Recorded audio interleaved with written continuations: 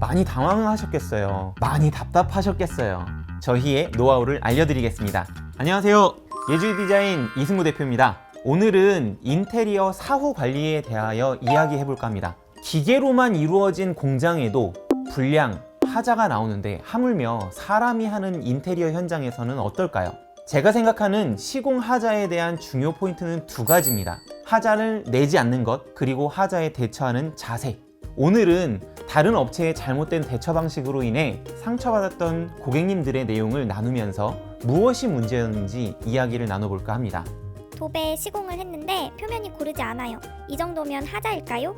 도배를 하면 천정 위쪽과 마루 쪽에 만나는 부분에 우둘두둘한 부분이 있는데 대부분의 경우는 고객님들께서 이 부분을 이해하지 못하시고 시공을 받으셔서 서로의 마음에 골만 깊어지는 경우가 생깁니다. 일반적으로 실크 벽지를 시공하는 방식은 띄움 방식으로 진행을 해요. 상부와 하부에 내지를 접착을 하고 중간 부분은 벽에 붙지 않게 띄워서 시공해서 중간 부분은 나중에 풀이 마르면서 팽팽하게 당겨지게 되면서 평평해지는 데 반해 벽에 붙어있는 부분은 벽의 생김새 자체에 우둘두둘함이 노출될 수 있기 때문에 오래된 아파트나 빌라 혹은 단독주택의 구옥들은 특히 주의하여야 되고 벽에 퍼티 작업을 통해서 벽을 최대한 평평하게 하는 작업을 돈을 들여서라도 하시기를 추천드립니다. 필름 업체에 샤시랑 부엌 가구를 맡겼는데 샤시 모서리 부분도 뜨고 전체적으로 접착이 덜 된 느낌입니다. 왜 그러는 걸까요? 방법이 있을까요? 필름의 시공 순서를 보게 되면 필름을 붙이는 곳에 기존 잔존물들을 제거하는 작업을 진행한 후에 프라이머라고 하는 일종의 본드를 바른 후에 필름을 붙이는 방법으로 일을 진행을 합니다. 중간중간 생기는 뜨는 부분은 열풍기를 이용해서 접착력을 강하게 해주는데요. 이 모든 작업이 사람이 하는 작업이에요. 그러다 보니 사소한 실수들이 있을 수 있고 붙여두었던 필름이 자연적으로 일어나는 부분이 생길 수는 있습니다. 이런 일이 생기지 않게 하기 위해서 내부의 온도가 중요한데 겨울철에는 외기가 차기 때문에 창문을 시공하는 부분이 접착력이 낮아질 수 있다는 점 정도는 고객님께서 좀 이해는 해주셔야 됩니다. 좀 심한 부분만 담당자에게 요청하셔서 부분 AS를 받으시는 게 좋을 것 같습니다.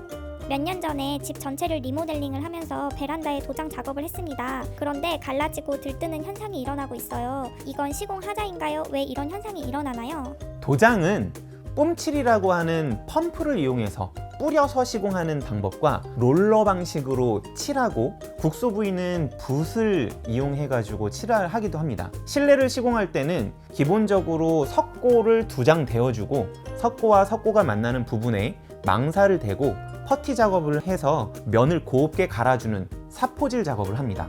밑작업을 마친 후에는 하도칠, 중도칠, 상도칠로 마감을 해요. 공정이 엄청 많죠. 그래서 대개 도장 작업을 마감하시게 되는 경우 모서리 부분에 보양자재를 대서 상처가 나지 않도록 해주게 됩니다.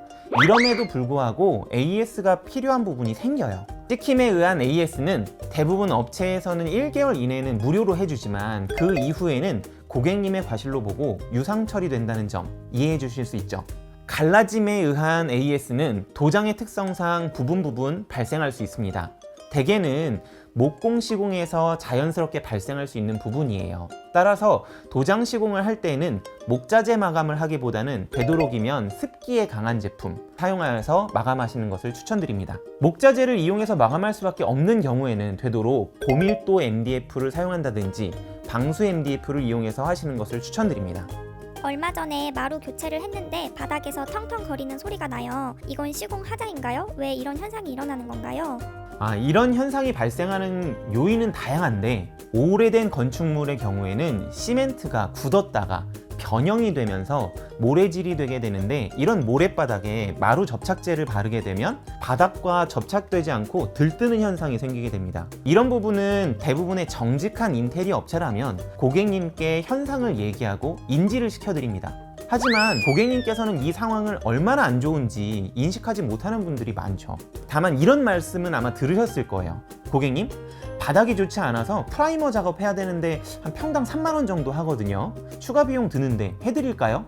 비용이 아깝게 느껴지실 수는 있겠지만 꼭 쓰셔야 할 때는 쓰셔야 됩니다.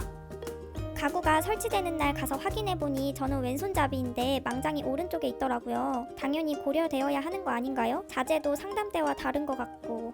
많이 당황하셨겠어요. 가구류는 사실 문제가 될 소지들이 있습니다. 외관 디자인과 내부 구성에 대한 설명 없이 진행된 가구는 시공 후에 수정이 어려운 부분들이 있기 때문에 디자인 프로그램으로 그려진 모습을 보시면서 진행하시는 게 좋겠죠. 특히 붙박이 가구는 디자인할 때부터 설치할 때까지 한 번쯤은 확인해 주셔야 합니다. 선택한 마감 자재가 제대로 들어오는지, 내부의 구성 요소는 내가 선택한 대로 들어오는지 확인해야 하는 이유는 가구의 마감이 끝부분이기 때문입니다. 가구 시공 후에 실리콘을 쏘게 되면 이후에 수정하기가 굉장히 어려워지기 때문입니다.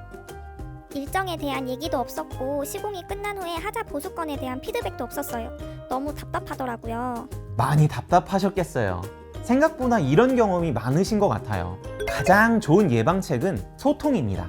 인테리어 공사 중에서 일정과 공정에 대한 의문이 생기는데 소통에 문제가 생기면 아무리 좋은 사람이라고 하더라도 아무리 믿음직한 사람이라도 감정이란 게 쌓이기 마련입니다. 감정이 쌓이기 전에 반드시 해소할 수 있도록 서로와의 대화 채널을 만드는 것이 좋습니다. 저희 예주 디자인은 시공 계획 시부터 채널을 개설해서 시공 일정을 공유해드리고 시공일에 대한 진행 상황을 안내해드립니다.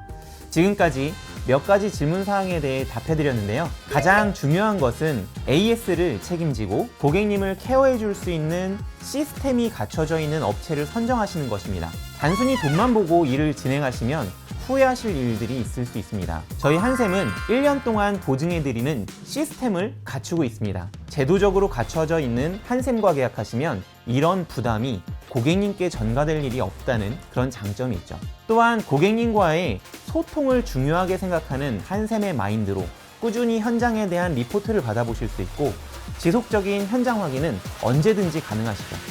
꾸준한 소통은 마음의 병을 만들지 않을 수 있으니 고객님께서 마지막에 집을 인수인계 받으시더라도 만족감이 크실 것이라 생각됩니다.